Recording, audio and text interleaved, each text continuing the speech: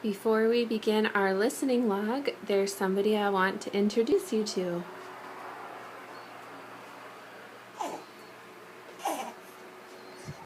Meet little Maxine. She's taking a nap right now so Mommy can do some work.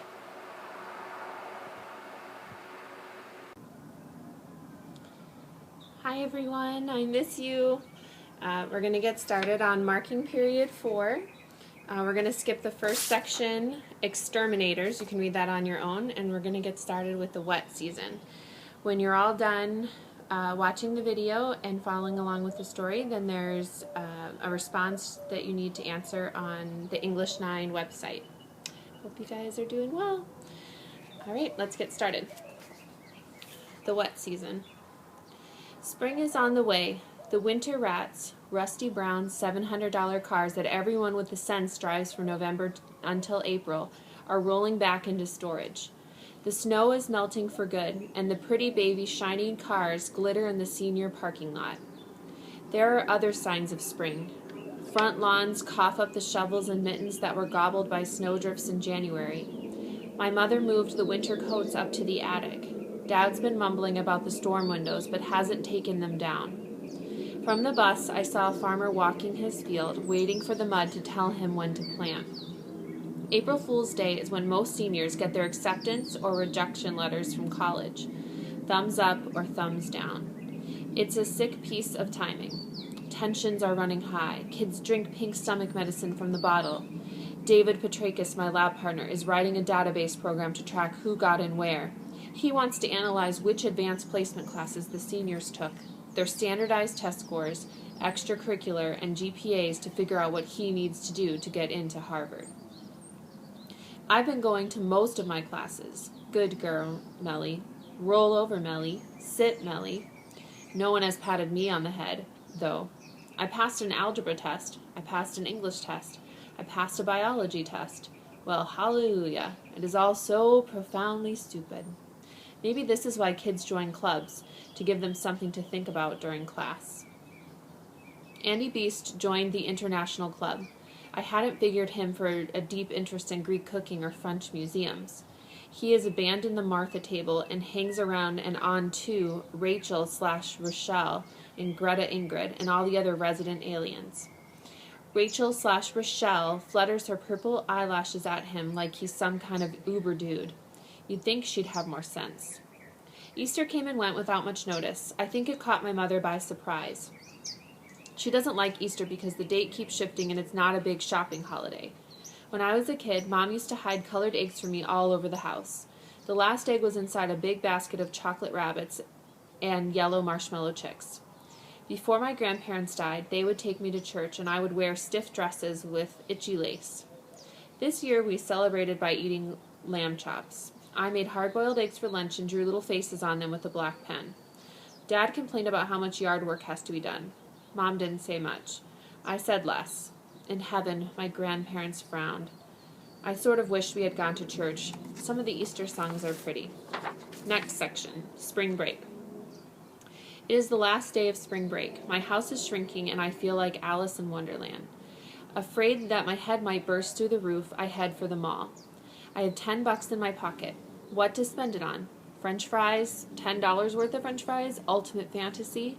If Alice in Wonderland were written today, I bet she'd have a supersized order of fries that said "Eat me" instead of a small cake.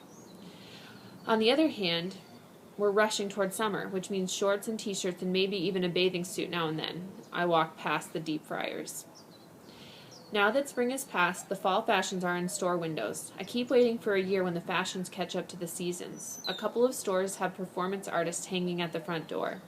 One guy keeps flying a stupid loop-the-loop airplane. A plastic-faced woman keeps tying and retying a shawl. No, now it's a skirt. Now it's a halter top. Now it's a headscarf. People avoid looking at her as if they aren't sure if they should applaud or tip her. I feel bad for her. I wonder what her grades were in high school. I want to give her a tip, only would it be rude to ask if she has change for a 10?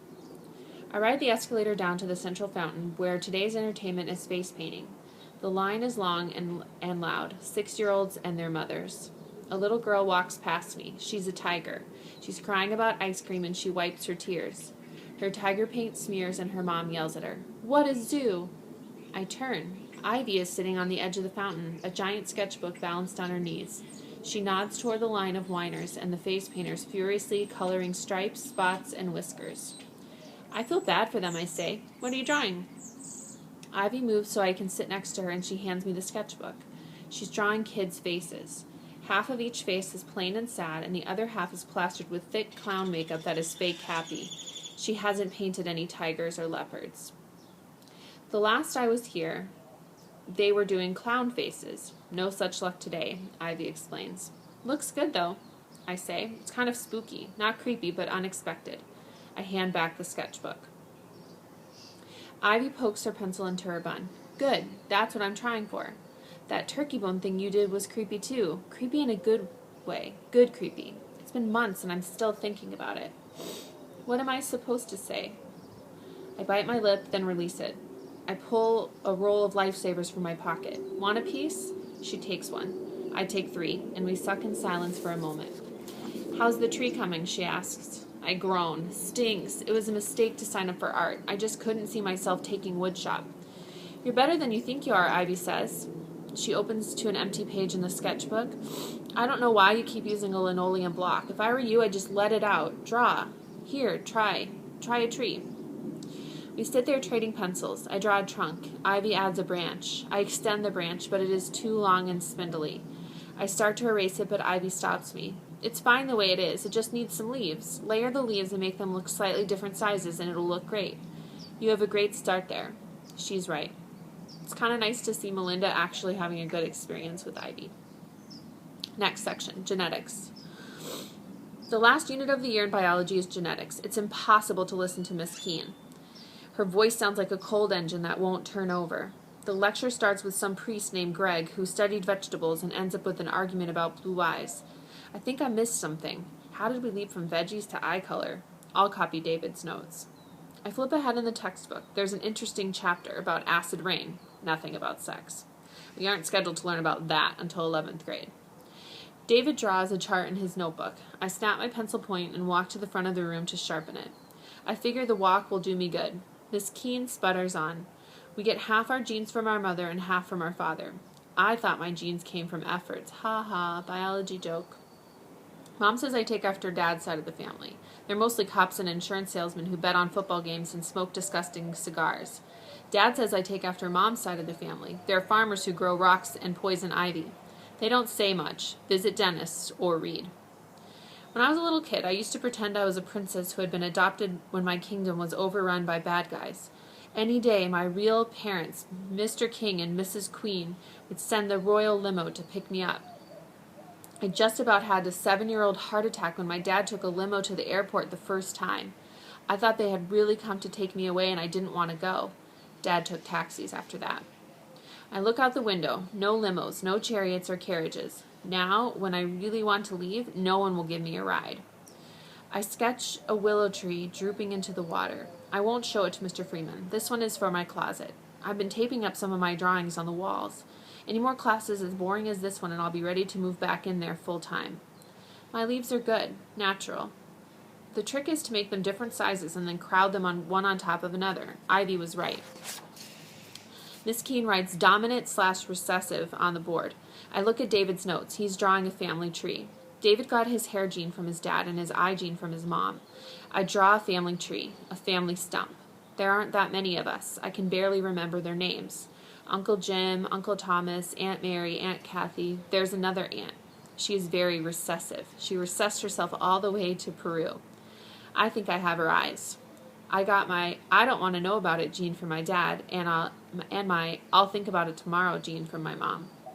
Miss Keene says we'll have a quiz the next day. I wish I had paid attention during class.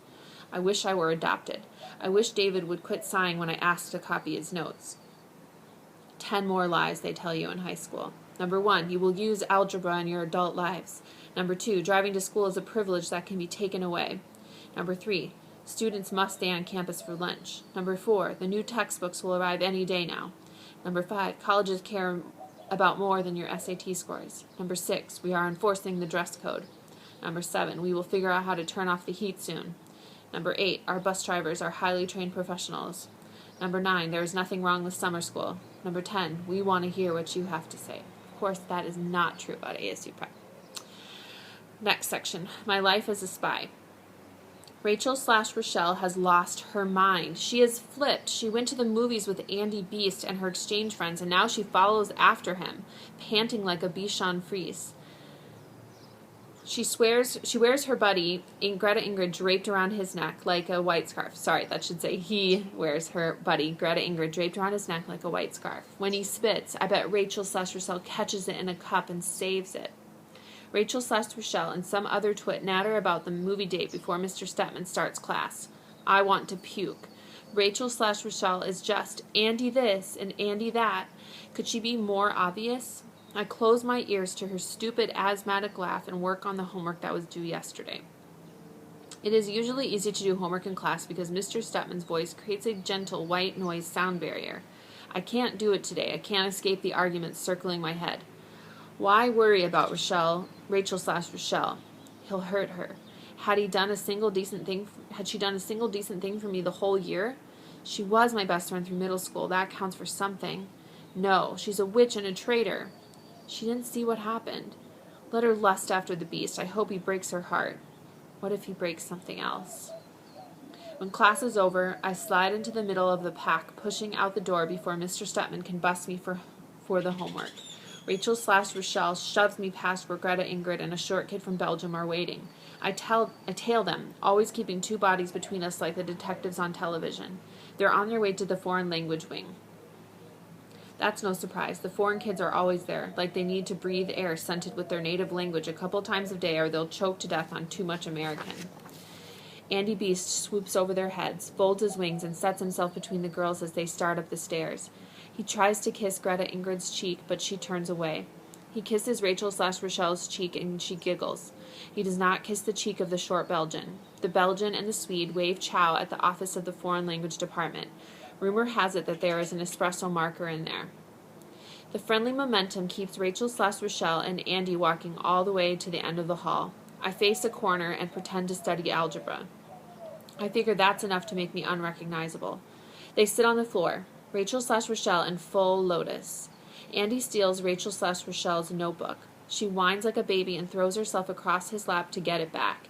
I shiver with goosebumps. He tosses the notebook from one hand to the other, always keeping it just out of her reach. Then he says something to her. I can't hear it. The hall sounds like a packed football stadium.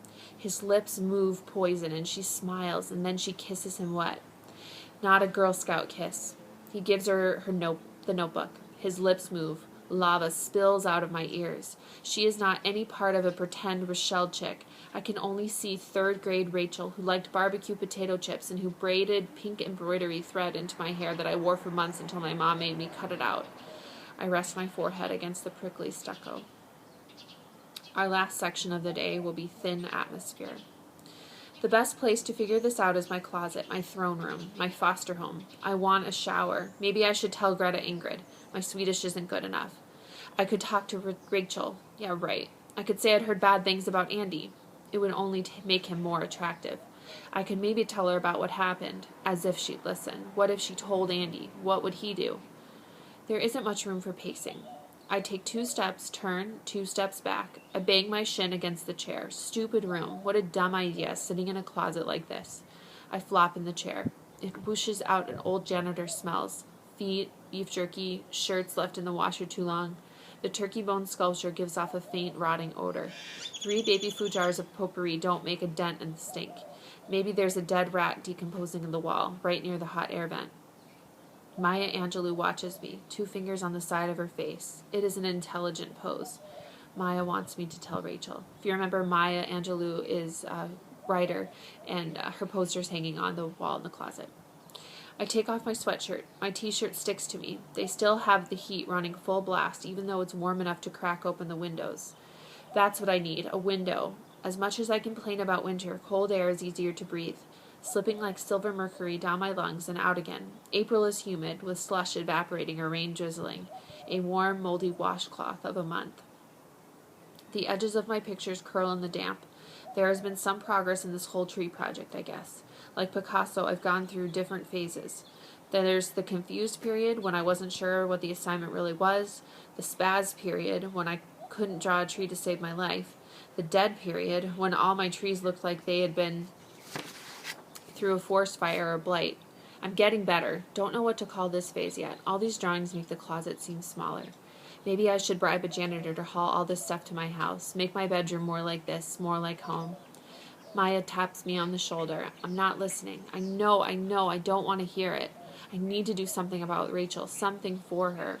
Maya tells me without saying anything. I stall. Rachel will hate me. She already hates me. She won't listen. I have to try.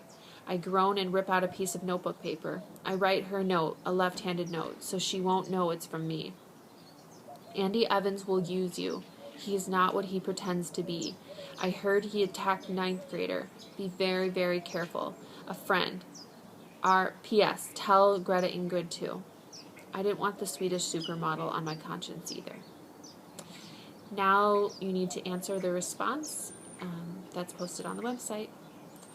And good luck next week with your Cambridge English test. Make sure you study. Talk to Miss Castle and Mr. Boyle about getting your Cambridge folders to you so that you can use those to study. And I'll be rooting for you guys at home with Maxine. I'll see you again soon for another listening log. Bye.